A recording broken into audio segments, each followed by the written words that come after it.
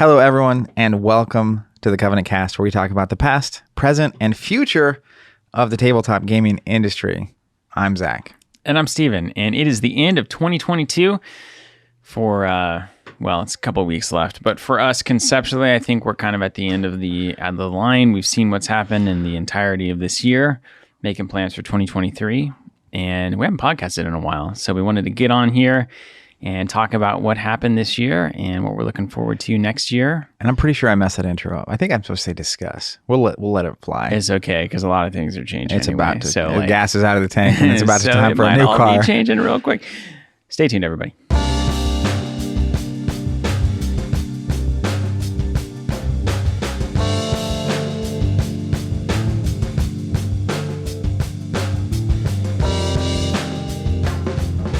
I like change.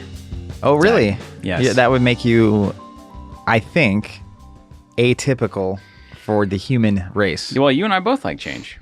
I do like There's change. a reason Gaming Reborn is turned into the motto, the slogan. Yeah, that was the OG tagline. Yeah, and it went away and then it came back because we can't escape the reality that it's just about always trying to change and adapt and do things better.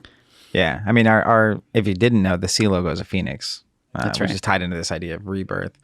At some point, I think we recognized that the tagline Game Reborn was beyond where we were, and it probably still is to an extent, but definitely more. It feels more accurate now than it did in 2010. Yeah, isn't it funny to look back? I think we dropped it originally because it did feel a little too big. It's that's like pretty, not even ambitious. It's like, what's the bad side of ambitious? Like whenever you're full of yourself, that kind of a thing. Conceited? Yeah, maybe something like that. Right. Like, oh yeah, Self-important. you're gonna really change the industry. Yeah. Like, look at you making army packs for Monster Apocalypse. That's really gonna change things. But I guess at the bottom of it was that spirit, that heartbeat that has been all along. And I think what's funny is so many of you listening, who I just want to take a moment to say a huge thank you for 2022. 2022 was a weird year. We've been looking at it a lot. It's the third year since really the pandemic took hold. Yep. And changed, I would say, fundamental business operations, if I can put that in the most boring way possible. You did. 2020 was wild, and then it was like whoa, and then 2021 was like, okay, like it's kind of normal now to be in the non-normal phase of life, and then 2022 is like, has the hero become the tyrant? I think that's I think that's effectively where we got to. Oh my goodness. And so many listeners, all of you out there have been around the whole time and have been along for the journey and have been engaging in the Discord and just have been doing your best to get by. And hopefully we've been a small piece of that pie. So we're just so pleased all the time to know that anybody out there is listening and enjoying and getting some value out of what we're doing. And I say that completely genuinely. It's hard to get those kinds of feelings across. Anytime you're like talking into a microphone and not actually looking at somebody and connecting with them on a real level. But we're extremely thankful for all of you and feel very privileged and honored to be here at all. So thanks for another 2022, another year. I've been, it's the end of the year, at least. So there's two parts of this for me, what I'm about to say. One is I definitely understand get to the end of the year or the beginning of a new year, and for some reason, it's just another month, right? Or another year or time. Yeah. But it's a measurement, an increment of time that naturally is pretty reflective for most people, and it is for me. And New Year's resolutions, man. Yeah. They happen for a reason, right? And there's a stigma around that because it's like, everyone wants to change right now and all that kind of stuff. But it's pretty normal on our end of things internally. As you head to the end of the year, you start reflecting what went well, what didn't go so well. What do we want to improve? What should change? Those kind of conversations start coming up. What do we want to do next year? And the more I've been diving into that, and we're preparing for end of year team meetings and that kind of stuff. It really, the more, at least on our side, because it's crazy to think about. This was the year we typically have a team holiday party in January. It's way easier to schedule. And then in December, we did December for a while, and it was just like, this is just challenging. Madness. Yeah. So that's also kind of a hallmark moment for us, just to put a bookend on something. It's like, this is the end of one thing and the beginning of a new thing. But it was the beginning of 2022 where we had planned, kind of 2021 felt like we're coming out of the pandemic. And then that was okay, we can actually have our holiday party in January 2022 and like get together and celebrate the fact that we're just still here. Like, and that we made it and it went okay, and we're around. But then Omicron hit this year. Yeah, then with that, and I got really sick. Yeah, and that was at the very beginning of the year. I got sick, and you were sick, and then Omicron hit, and we went kind of back into. Yeah, and I just remember at the time it was so. God, it feels 1,000 years away. Yeah, it was pretty not debilitate. It was just very like the momentum in my own brain and psychology. It's like, okay, we can kind of come back to 2022 and just be normal again, right? And move forward. And 3.0 is the big project on the mind.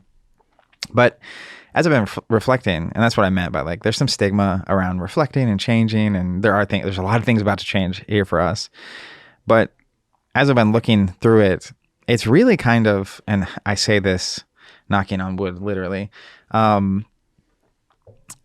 it feels almost psychologically like you were saying, hero tyrant, right? Pandemic happens, you respond to it, it changes the way you're doing things. And it kind of feels like finally shaking loose of that moment. And so in 5 years, I'll revisit and see, mark me, as they say. Yeah, are we going to put a remind me tag on this? It's pretty amazing now how often we launched that podcast discussion channel this year in Discord. It's been fantastic. And then we stopped podcasting for like a month or two. But occasionally someone takes up the cup to go back through. It's like, I'm new to the podcast. I'm just going to listen to the whole crush thing. them all. Yeah. And I always ask like, what sticks out, what's changed. And so whether or not I'm the one going back and listening, my hope is that if you're listening to this and let's say it's 2027 or later, if what I'm about to say is wrong or right, please comment somewhere on the internet or in the meta space, on the meta farm. Find me in my digital house. Yeah, wherever I may be. But I think for us at least that I will look at, there's different phases of our company. Yeah, eras. And I think that there will be the pandemic era, and it will be March 2020 when we were at Gamma, and the president gives this is a real pandemic. And it's like, are we going to be able to get home? We're in Reno. I do not want to live this, at the time, month or two of the pandemic out in Reno. That's not the idea. You know what? I could have been at the back bar. I could have been at the back bar for a month or two, but I'll tell you what, where we're at now would not exist if we had been at the back bar to play video poker all day, and I'll be so. Okay. I think for us as an organization, that March 2020 when we're at Gamma until about now, the end of 2022, in my brain will be an era. It will be an era of time, and I hope that it will feel like we got out of that era heading into 2023. That's what I'm trying to create. Yeah, in a positive way, at least. Yeah, and I like you said, I do genuinely. There was a moment, and I don't know if we've talked about this or been overly transparent about it publicly. You don't want to. Fear is not something I like to invoke in people. Even as such a Darth Vader fan, that's surprising. Yeah. I mean, just because I respect game doesn't mean that I want to play that game. You know what I mean? But the reality of, I just remember we get home. It's like, hey, we probably need to close the store. So we close the store. And we had big 3.0 ambitions at the time. So it's like, that's pretty heartbreaking. But yeah, things will be cool. Like, we're going to be okay. And then a couple days later, all the publishers start saying like, hey, we're going to stop releasing stuff because retail stores are closed and we don't, like, we're just going to stop. And so kind of overnight, it's just this moment of everything stops and a lot of uncertainty. And so when you fast forward a couple of years, right, we're 2.5 years later, and the fact that we're still here at all, I am so grateful. Yeah, even as an industry. Yeah, and like as a community, that's what I'm saying. Yeah, that a lot of the games that we love survive. We made a lot of new relationships with publishers that we had never heard of before. Tons of new people joined our community that had previously been completely unaware of us.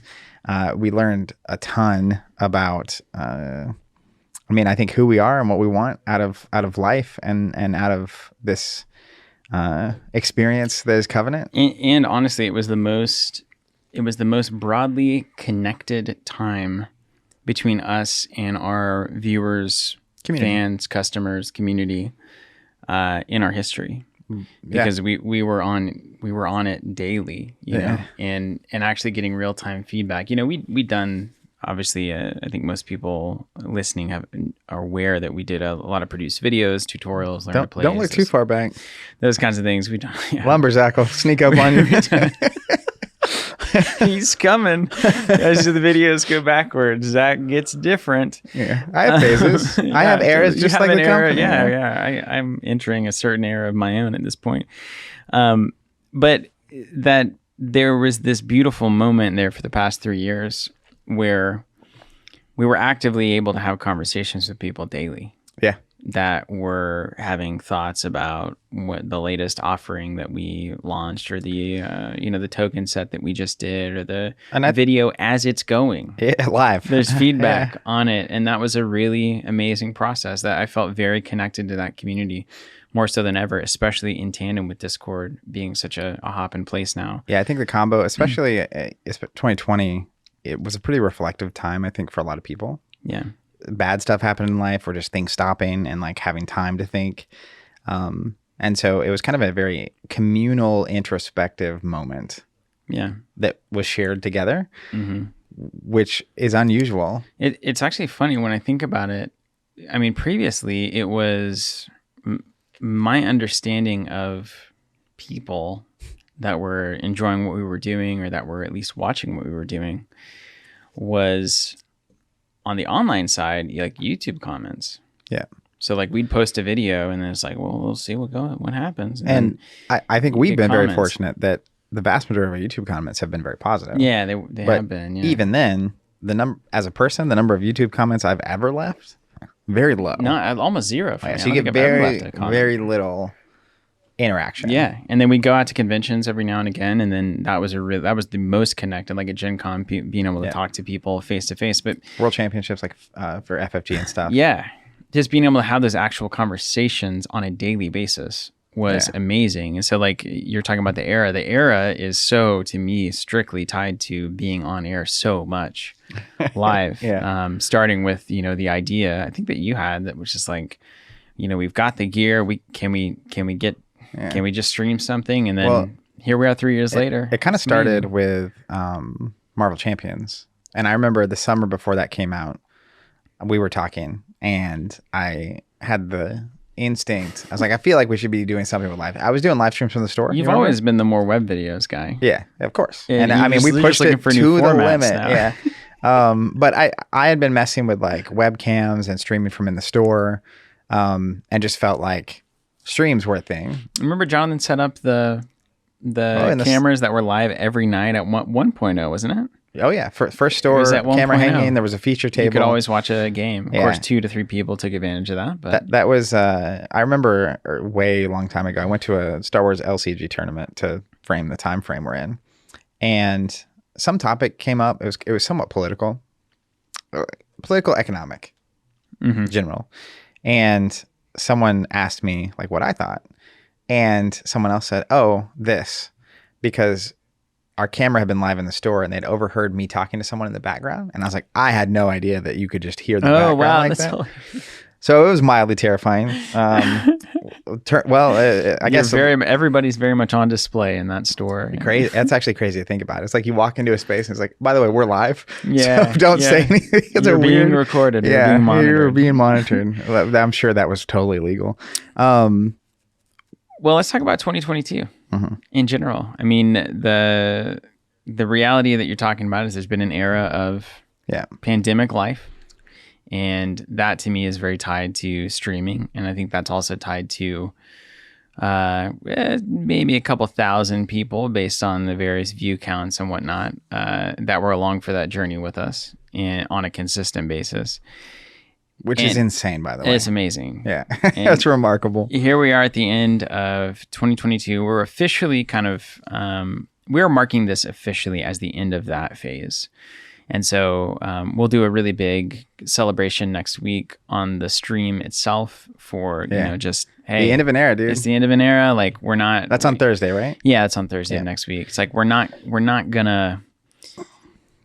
just gonna have the time to do 15 to 20 hours of streaming a week. We're at the point now where fortunately there's a lot of work to be done that is now getting, like, the streams are now kind of grinding into the time that we've recognized this year in particular is very much needed for things as simple from like as management or taking care of employees, giving real-time feedback, being able to kind of nurture things along, and being sequestered daily into the studio makes you very unavailable to the rest of the company. Yeah. And it's, personally, I was starting earlier this year. I started to feel the grind of it. We always do this. Yeah. And then that's why Gaming Reborn is the thing. I got to constantly you just reinvent. Can't grind. It's just you can't do it. You can't like make a system that you just do forever. Right. And if that's what you're trying to do, some people, there's an exception to that, right? Like Grey's Anatomy. I mean, it just keeps going, right? But realistically, more recently, it's been crazy. This week we haven't been streaming, and 2 or 3 days in, even though like I've worked very long hours, had a lot of calls, had a lot of stuff going on, my energy level is crazy different. Yeah. Not streaming every day, and you don't really. It's just pandemic, and what else are you doing? There's no social obligation at first. But then I think as life starts happening normally again and other work can resume that you couldn't even think about working on in the pandemic, everything with 3.0, which I think we'll talk about a little bit here. My general feeling as a person is like starting to run out of gas in the tank. Yeah.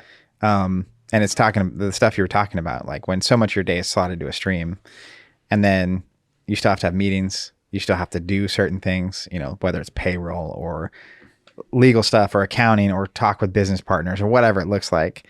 And then on top of it, it's such a block of things, like talking to our commercial realtor and different conversations around stuff going on, or architects. And it's like, well, trying to schedule a meeting between 2 or 3 of us, the right 2 or 3 people, and the architects.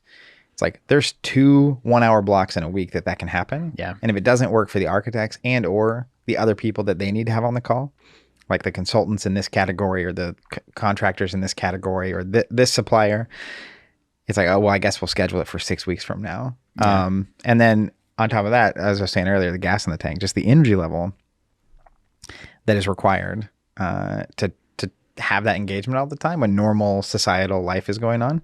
But I think the other part of that is the feeling, at least for me, and you can speak to where it comes from for you, that we're spending a lot of time during the pandemic. We're spending a lot of time creating this community and this content that was, I think, very meaningful and valuable for a lot of people.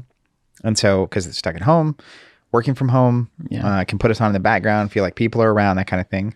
And then as time went on and life kind of goes back to normal for everybody, it's a sense that we're spending so much time and resources on our end to offer, and it's amazing. Like when we started talking about things changing, people started getting nervous, and they were like saying very kind things about the content, how much they enjoy it, and it's incredible to have so many people that actually care.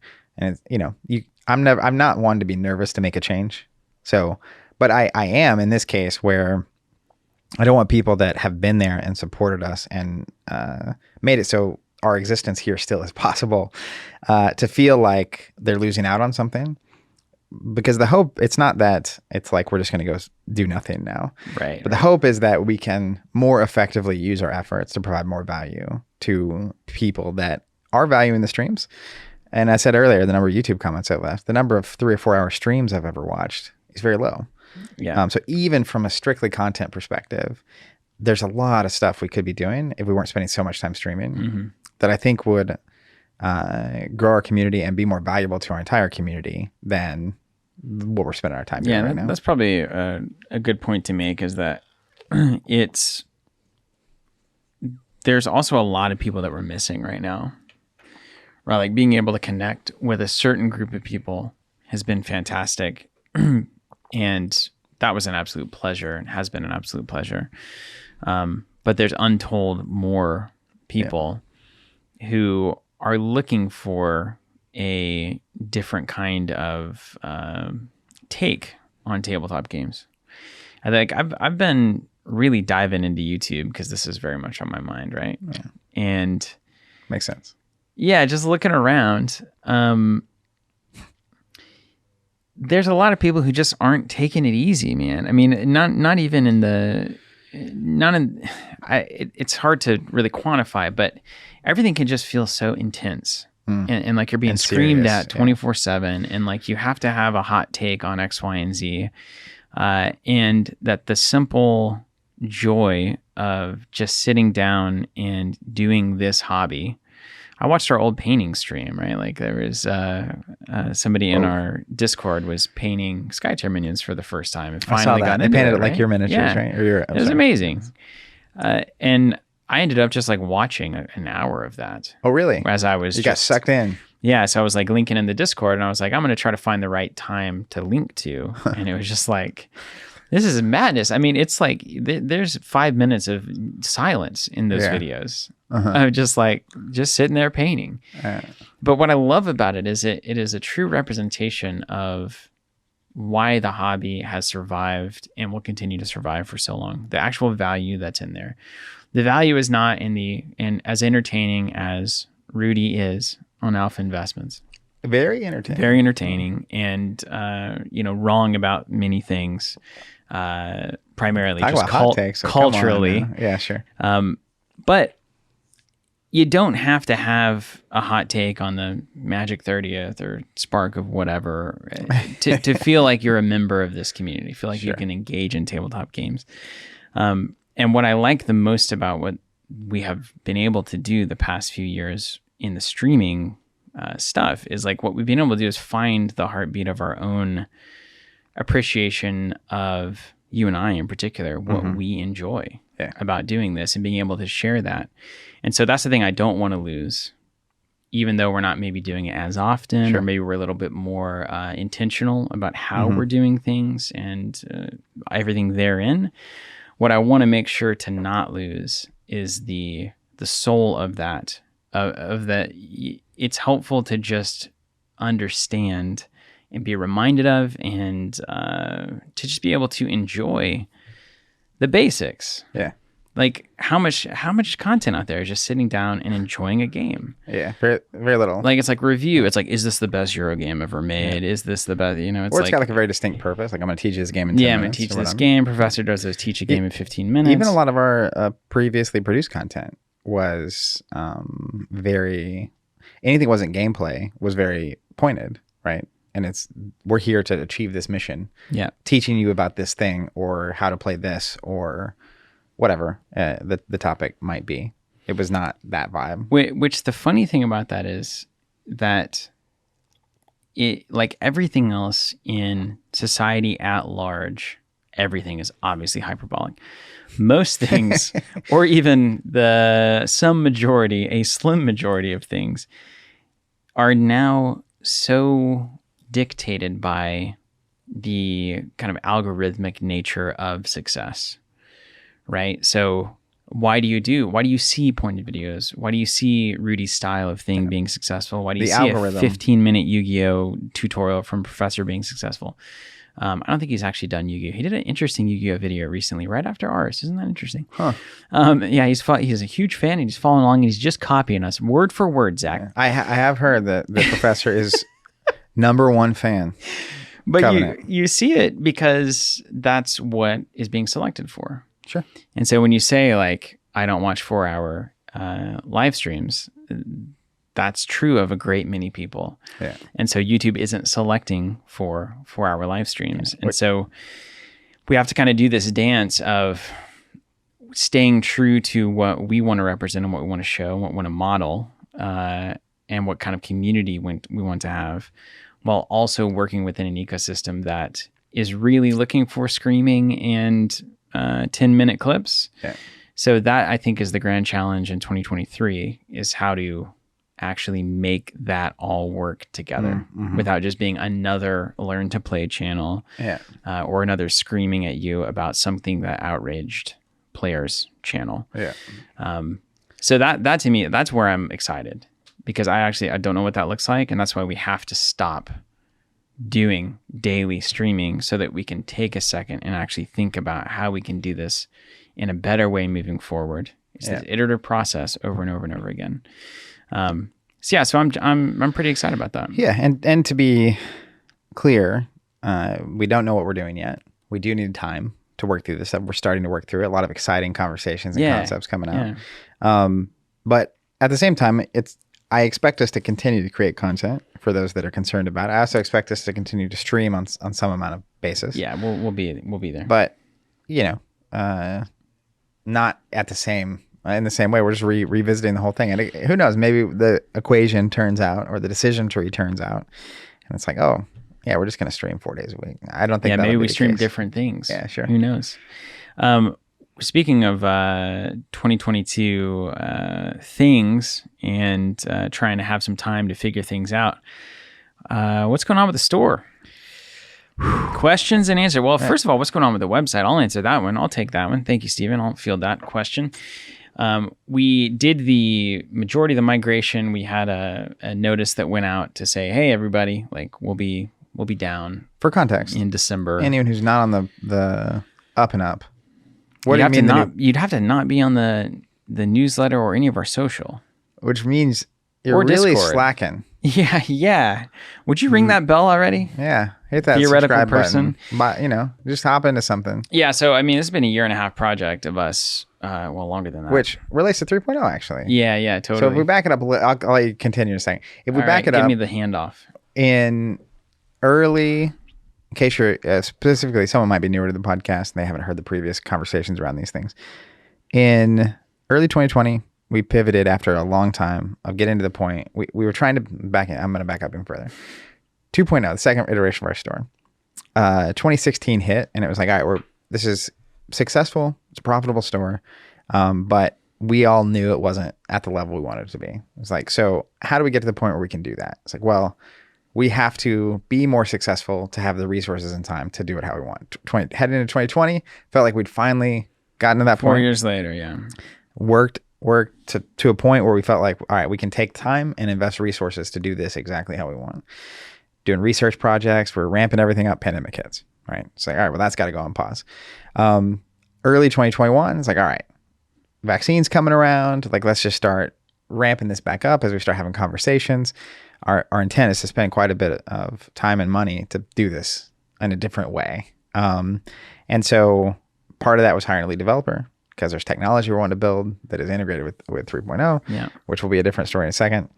That's where we eventually, it's like, can't find any buildings that we like to lease, can't find any buildings we like to buy. Like, what would it look like to buy land and maybe build a building? Went down that track, bought some land. And then I'll carry that story forward in a minute. But on the development side...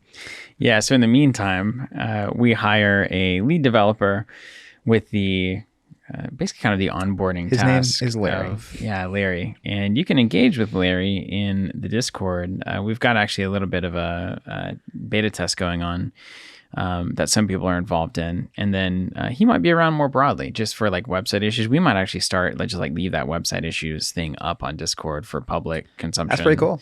Like, here's some feedback, what went wrong.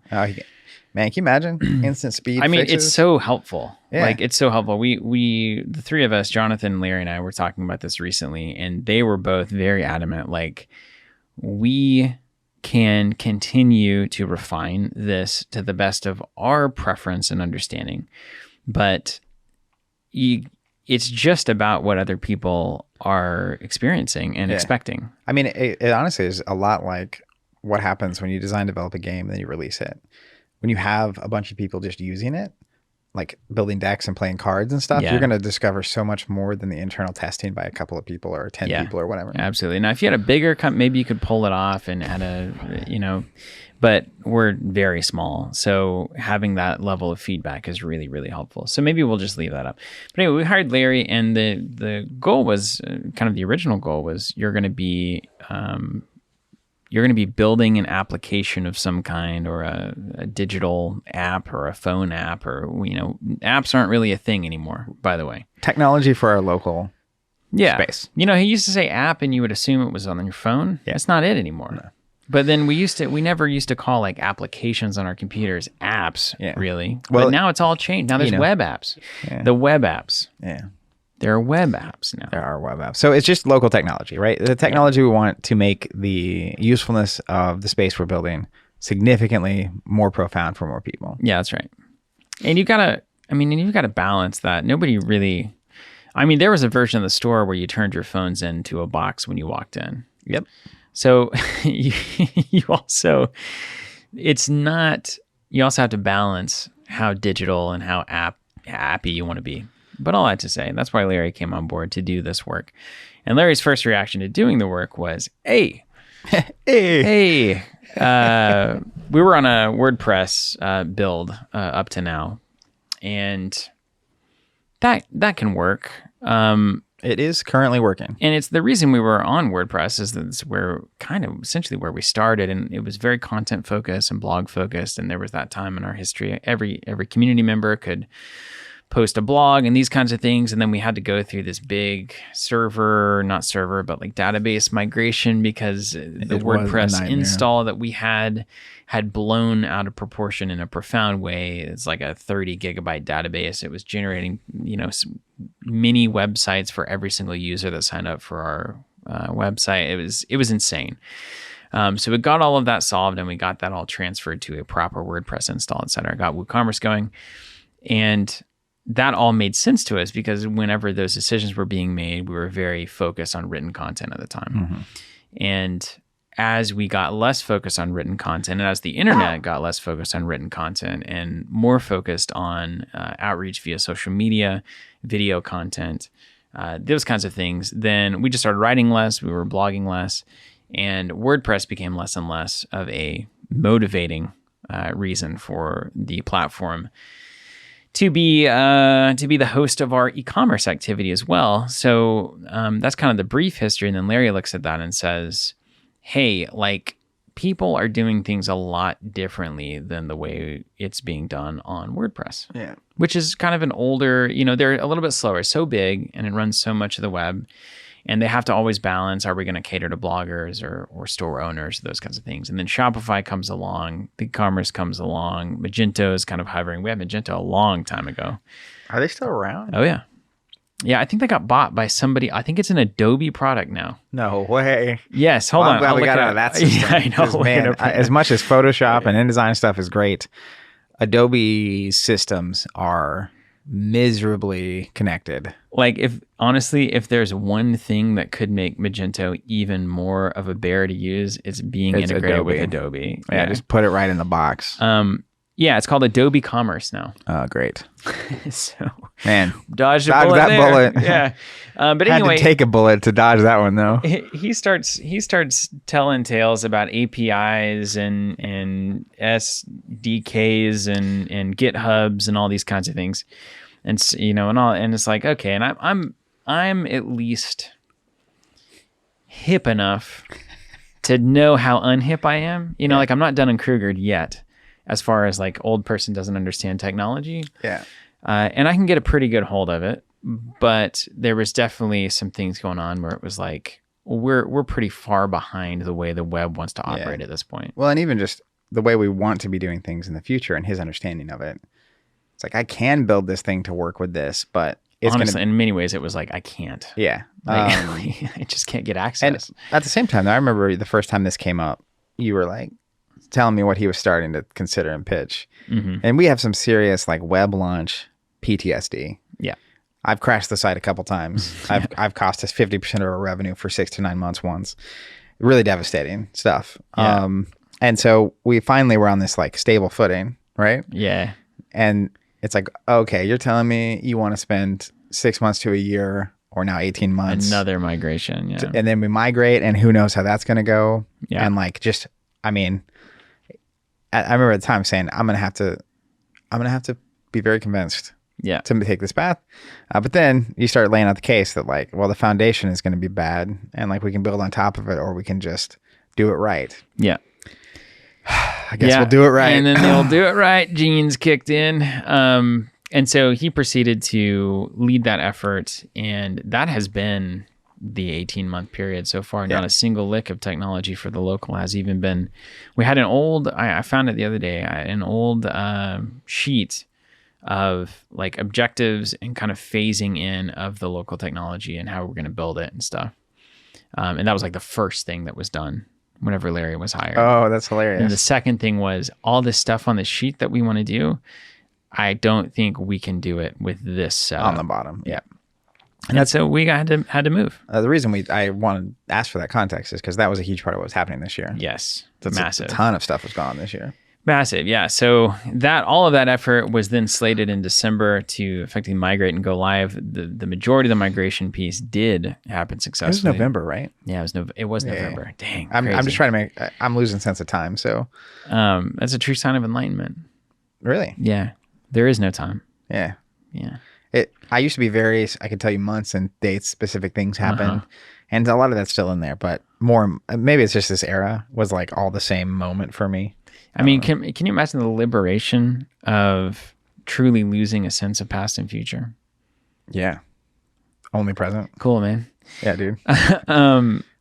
So we attempted to launch that website, and that was, as I said in the Discord, 95% successful, but the 5% that was not successful was also not our fault, which was helpful. So we had to basically flip the switch back to WordPress for a time. Thank goodness we could do that. Learn that lesson. We learned how to build in redundancy and to plan for failure.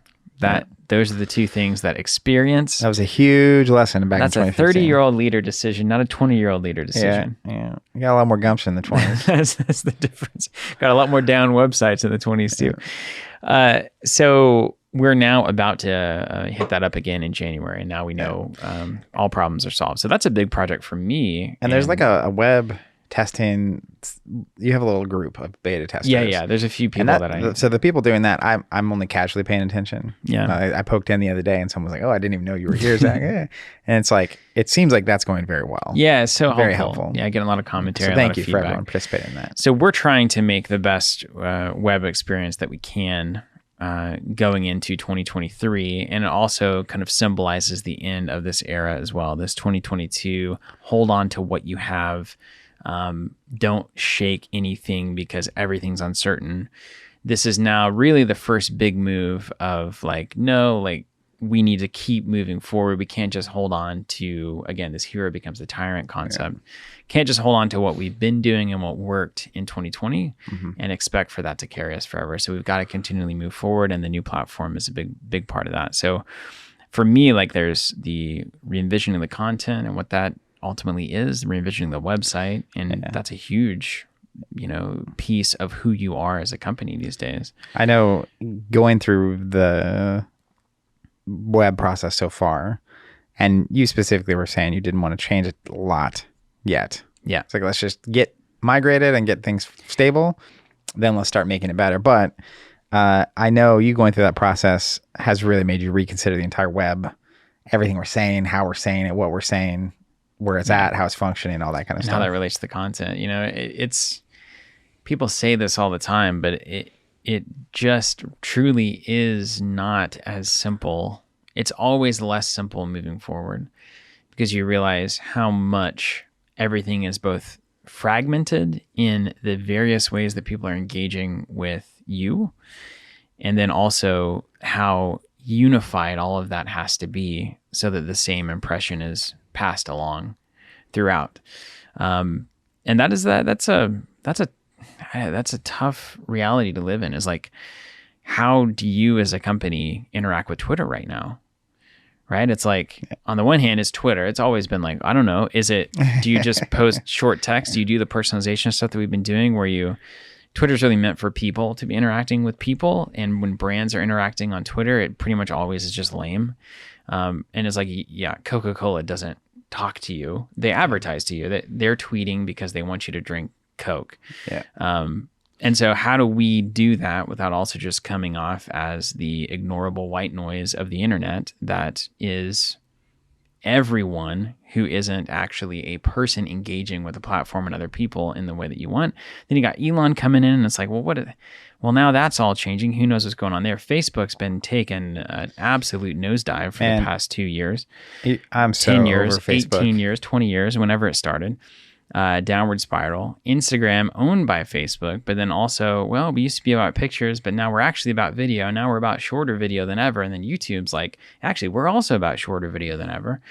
And so what used to be a fairly static understanding of we have a website and we have a YouTube channel is now what do you take? Do you do a 2-minute video on YouTube, a 1-minute video on Instagram? Do you do 30 seconds? And then you can't do I am utterly opposed to TikTok. I agree. But I will tell you, I'm utterly, just like on a fundamental level, I just am not satisfied with everything that's going on above in the chairman's, seat at TikTok. I think it's very questionable. That whole platform, all of the platforms, as far as humans are concerned, I think are probably net negative. Well, I think that one though, the reason you're feeling that way, as far as I can tell, is like there's the base brain dopamine hit.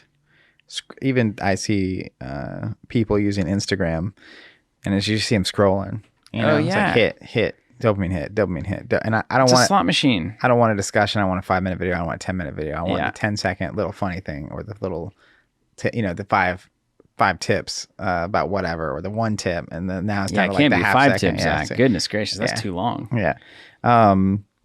But what ends up happening is the shorter this gets. I mean, you can imagine if the only conversations you ever have with people were 5 seconds long. That's part of where the streaming is nice.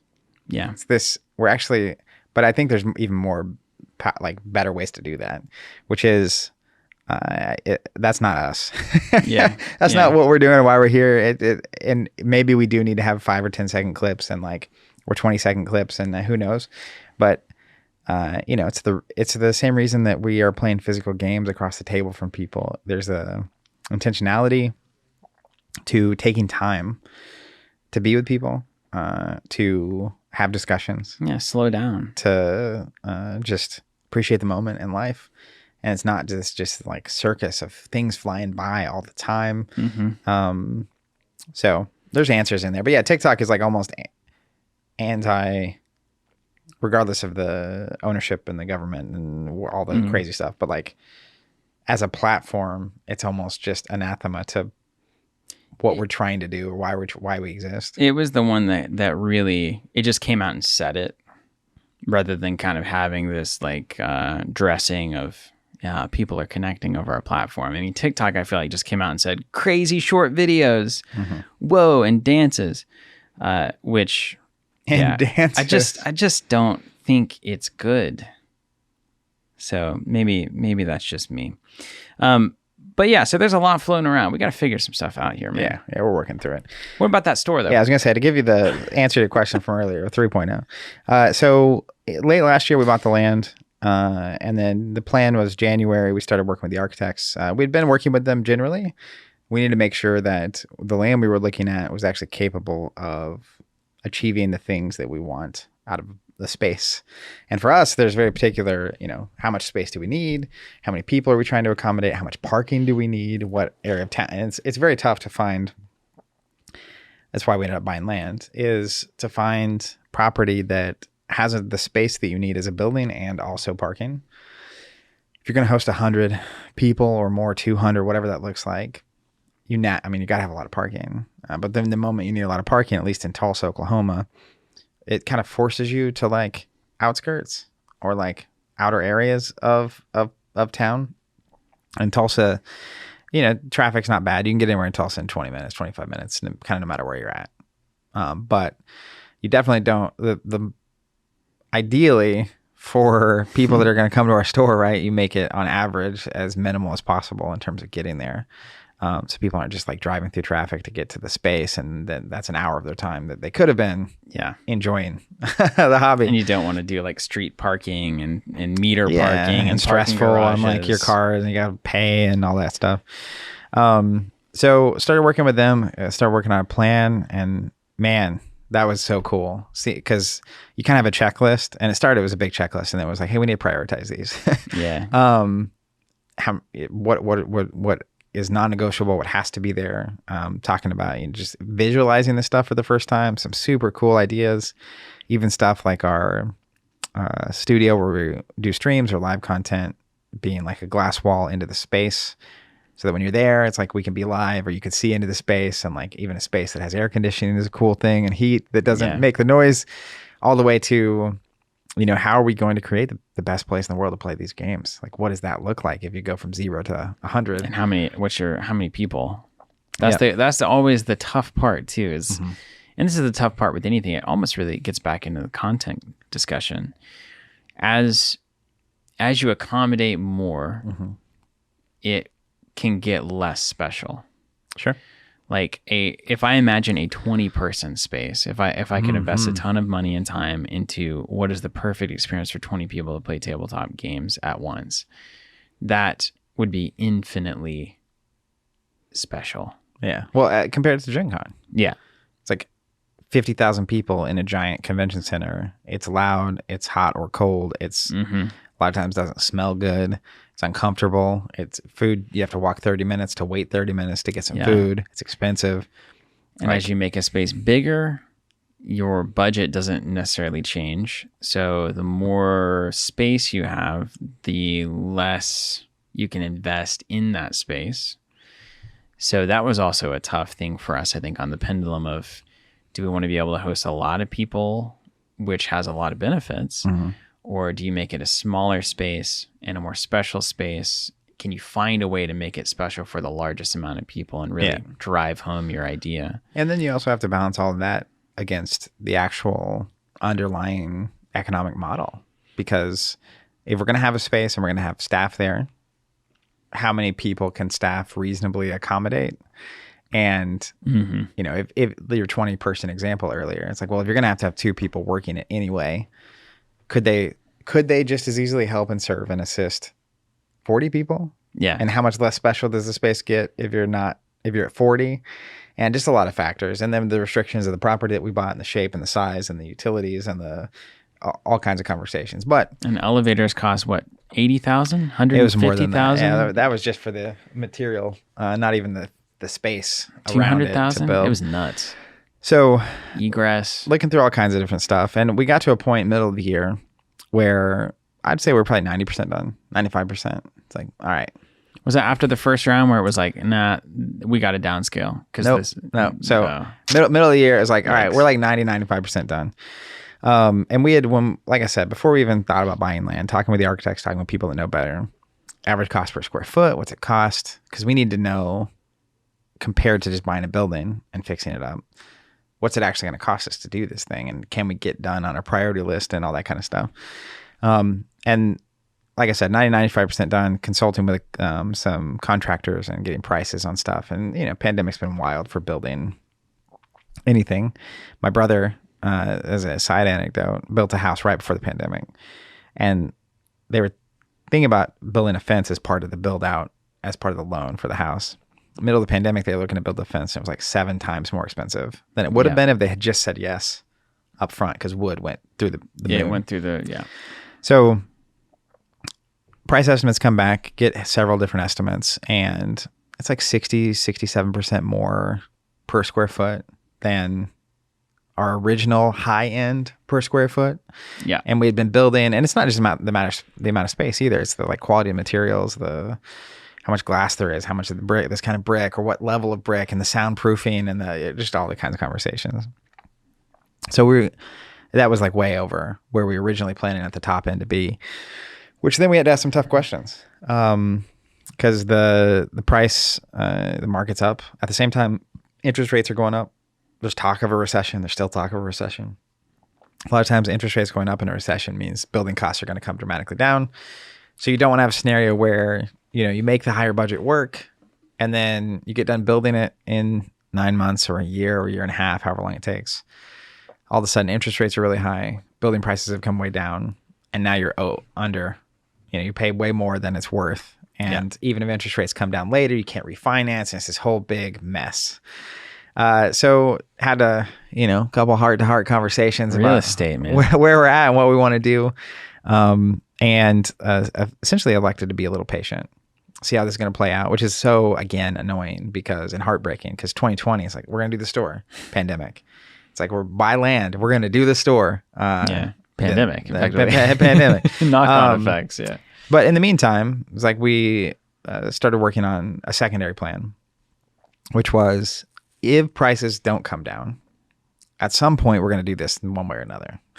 Yeah. We're either going to just deal with it being more expensive than we want, or we need to have a plan that is less expensive. And so then we started having a lot more conversations, and we'd gone through the process once already.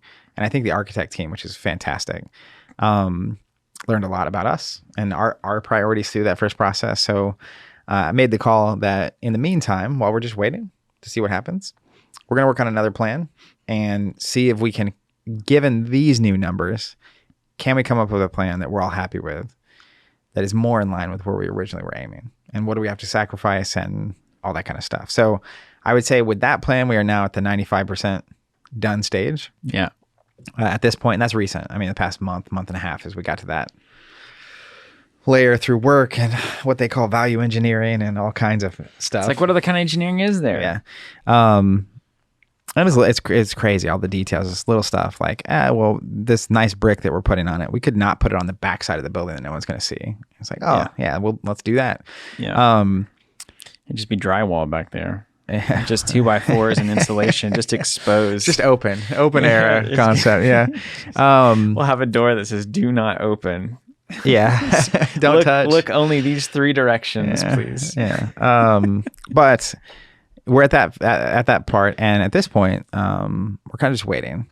See, we have a plan either way, and we're just wanting to see how this shakes out a little bit before we get in over our heads. And meantime, too, right? Like, web launch still hasn't happened.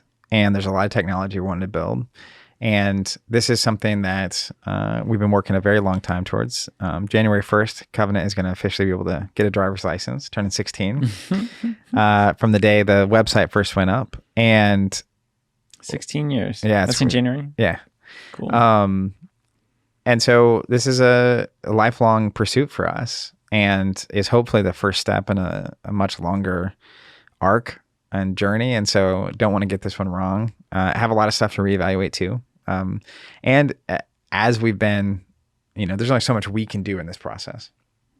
So this year also, in the background, there were ideas and concepts and problems we were running into, or we were seeing publishers of the games we love running into, or problems we were seeing our players have, that we're interested in innovating on and exploring. And so been working on some, I won't go too far into this, but side projects that are pretty exciting that hopefully in this next 6 to 9 months will come to light, and that I'm super pumped about. That's also part of the slowing the content down is there are these big things we're wanting to try to do that take time and take a lot of thought and energy. And part of it is going to be 3.0. I mean, the technology, and then once we actually do start going, there's going to be a lot of stuff going on the local side of the fence. So there's kind of this, hopefully it's like the pullback of the bow before you let go, and like this just rapid it's like a lot forward of potential advance. energy, doesn't it? Yeah. And as we're kind of exiting the pandemic mentally for us, I know there's been some like China flare-ups and pandemic scares. So it's like, this ain't over till it's over. I'm prepared. We're just kind of prepared to deal with whatever comes our way. But a lot of stuff to get in alignment before the next phase, because I think once we are marching towards 3.0, like officially, and build-out's happening, you're going to see a lot more updates and a lot, like it's going to be a huge part of what we're doing. That is also going to be, we need to have our ducks in a row before that hits, because once that hits, it's a lot to have a local space open and running from a staffing and energy standpoint as a company.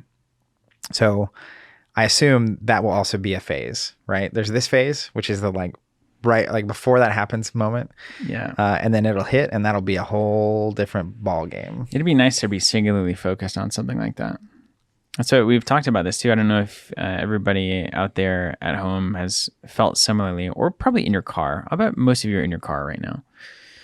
I hear about people taking walks and running and working out while they're listening to this thing. All right, if you're running right now, see if you can run a little bit faster for the next 30 seconds. That's right. All right. I'm timing you. It's about that VO2 max theory. You need to get heart rate really high, and then you need to not walk, jog your way back down to a normal heartbeat. So I wish you the success in doing that right now. A lot of times I'll look at like a tree in the distance or like a power pole in the 15 distance seconds. and be like, I've got a sprint to that, and then I'll resume the pace that I'm currently at. That can be helpful too. I mean, that's what a just life reality. 30 seconds hit, by the way. All right, congratulations. You made it slow down. And I think that's another big part of this year's revolution for me is, like you're saying, that is to me is setting a goal. And it's like, I just need to get to that goal. Yeah. And you take it one day at a time, one step at a time. You get there, and then you reassess and you set a new goal, and you just keep marching. Yeah, that's what I was saying. So regardless if you're running or walking or driving or painting or sitting,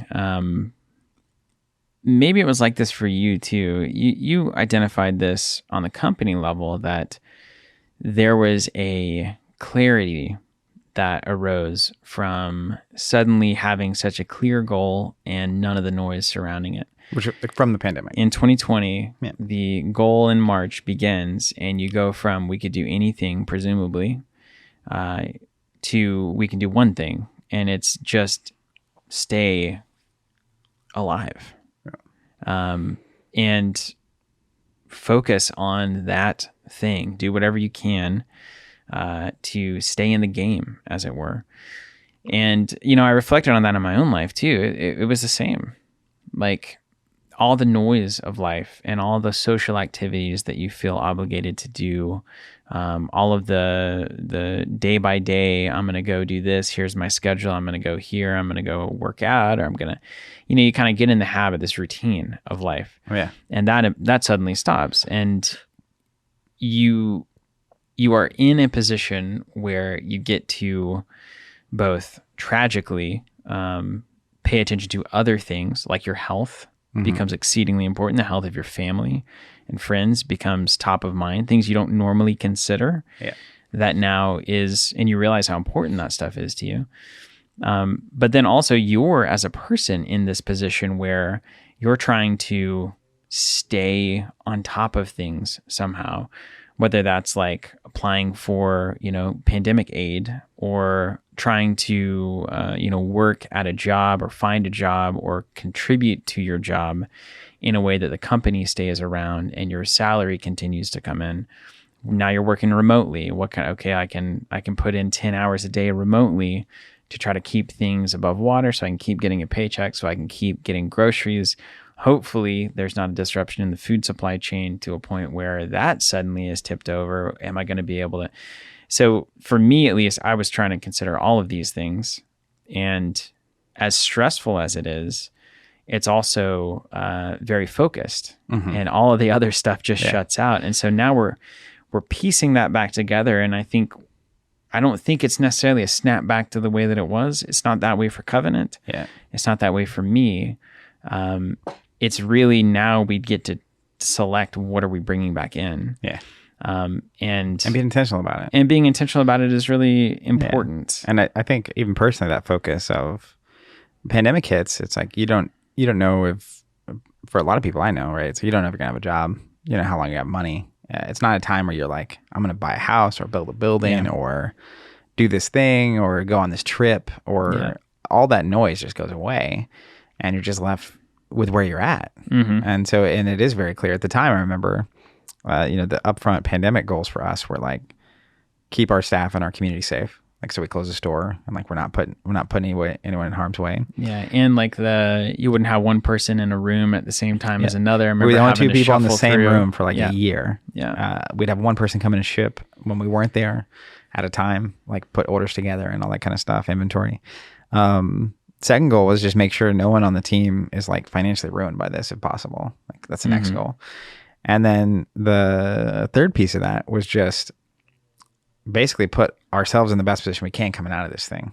Like, Yeah. and I remember in that very just like, not humbling, there's a word for it. The email I had to send to the team when it was like, I have no idea if more money's coming in. This is the best. Like, I know we have this much time where we can keep paying people.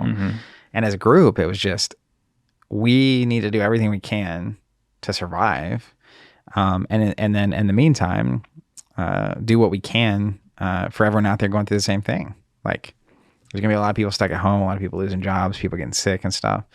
But when you have that much clarity and that much it's clarity and focus. It's very clear what you're up to, but it's also you can't do a lot of things. It was very a very present moment of time. And what we realized, and this may reverberate with some people personally too, is that about midway through this year, it was most present on the content side, but really the entire company.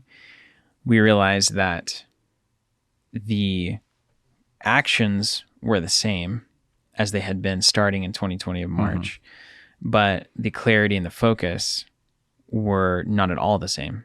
Yeah. Because it wasn't the same thing that it was then. And so as we started looking at the streaming schedule that we had and a lot of the sacrifices that we were making for other priorities, you start to ask these questions again. And it's like, oh, well, we're acting like everything's closed off again. But in fact, the possibilities have opened back up for us, but we haven't looked at those pathways again since things have been, relatively normalized.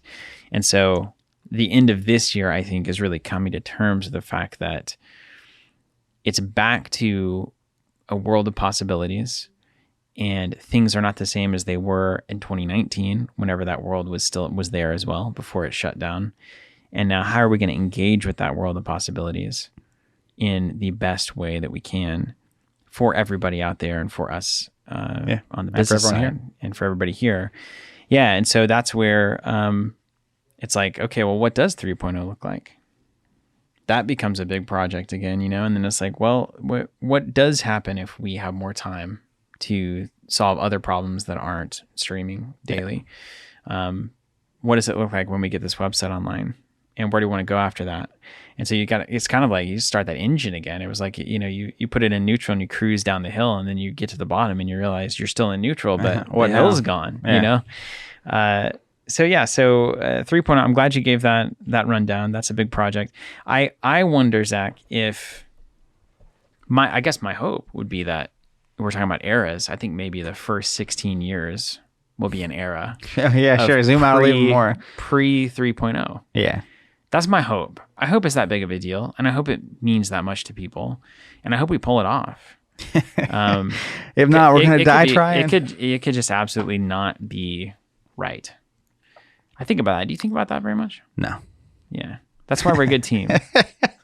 I said it earlier. Like, other part of your brain that's holding that part of the equation. I mean, I think part of why it's really covenant from the beginning for me, which is there's this recognition that tabletop is just really meaningful to me as a person and profound. Honestly, that has not been driven home more than us the past few years, being able to actually do something we've dreamt about doing ever since we started doing it, which was just be able to play so much, so often. And I'm not tired of it. That's the crazy thing. It's amazing. I would love to be doing that daily still.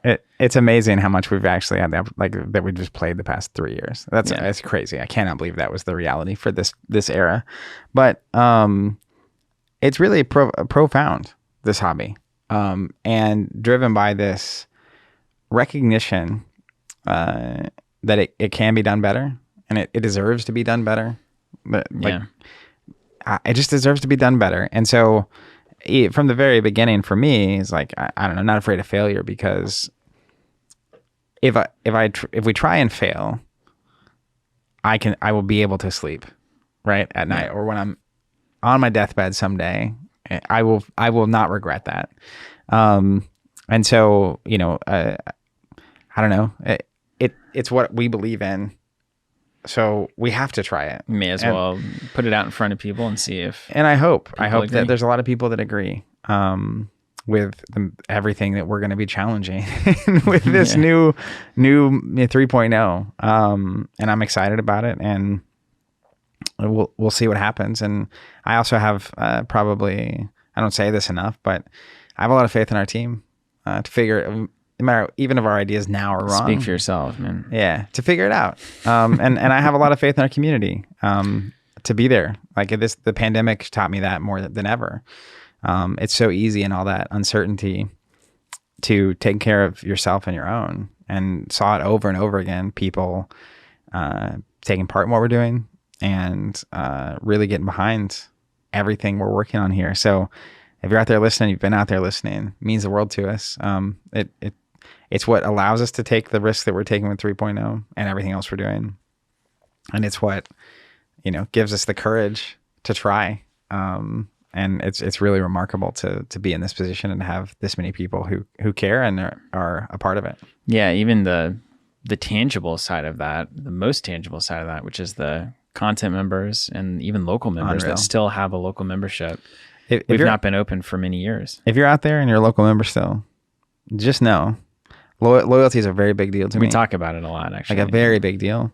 And I can't wait for... I can't wait for what we're doing, and I also can't wait to just make those people to express our gratitude, because it will be expressed, I think, in very tangible and intangible ways that we talk about a lot, and we're working every day to get there with 3.0. I know a lot of locals ask a lot about, hey, what's going on? Yeah. But we're trying to do this a very different way and very, very at a different level, and it's going to take time. But I think once we get there, like I said, I'm not that worried about it. I think once we get there, people are going to love it. We'll get there, Tim. Talking to you. Yeah, the Discord champion. Yeah, seriously, huge thank you to everyone out there. Yeah, very excited about what's to come. Yeah, so there you go, 2022. I guess a bit of not really 2022. I mean, it's bigger. The era of the pandemic. Yeah. For us, we're officially closing the door. Signing off. We're done. Yeah, and this is the last podcast of the year. Yeah. Next Thursday, if you're listening to this around the time of publishing, we're having our big end of an era finale stream. Join us. It'll be... we may go really late on that one. Let people get in on it in the evening. Well, it's also the end of the Lord of the Rings journey, right? I think we're not gonna do reflections at the same time as the finale. Okay, separate. Because it's so thick. That game, thick, and I was talking to Bryce about it. I think it's probably the worst for both audiences. Right. It's not the best finale. It's also not the best end of that series. Exactly. Yeah. So maybe we'll do that. We might do that on Wednesday, and then we might play Nightmare Before Christmas during the finale stream. Okay. Because that's not very heavy. Yeah. But the finale stream will be a place to be. You should definitely check that out. And then we're reassessing everything. That's the podcast. That's the content. If you want to hop on Discord, that's the podcast discussion channel. I'd love to hear from you. Yeah. Anything you have to say about what we're talking about today, any questions you have, any feedback, any thoughts on what you might like to see or what has been important or meaningful in terms of the content we're producing for people out there. Would love to hear from you. I'd love to see you on that stream. And if we don't hear from you or talk to you between now and then, I hope you have a great holiday. Yeah, I'll echo that. Thank you, Zach. And then I'll ask a question more directly to the podcast listeners as you are right now. And I know you maybe can't get to a computer immediately, but when you do, and when you open the Discord app, etc., in the podcast discussion channel, the thing I would really like to know is, what is the thing that, not necessarily that we're doing right now on the podcast, because we don't really know what we're doing. We're just talking. We don't have like a mission statement to this. We're talking about the past, present, and future. It's which is everything. We're talking about everything. Yeah, the tagline's joked about that a lot. But this could be things that you find that we're doing that are gratifying you and creating value for you. But also, what is it that is lacking in the tabletop podcasting space right now? It's not that I'm looking to go, become something totally different. That's impossible. The way that we do something is always going to be the same. But the actual thing that we're doing, I think, is a better question. And I just want to know, where do you see the gaps right now? because I just feel like there's something missing in this space, and I can do my best to identify it, but you're all way better attuned to do that than I am. So I would love to know the answer to that. Do you see any big gaps, something that would be incredibly valuable to you and perhaps many others on a podcast that you're currently not getting? So would love to hear from you. Take care, everybody. Have a great holiday season. Merry Christmas, Hanukkah, Kwanzaa. Happy New Year. Happy New Year. Enjoy it. Take the moment, settle down, calm down. It's cold outside. And reflect. And go into 2023, engines firing with us. We'll see you then.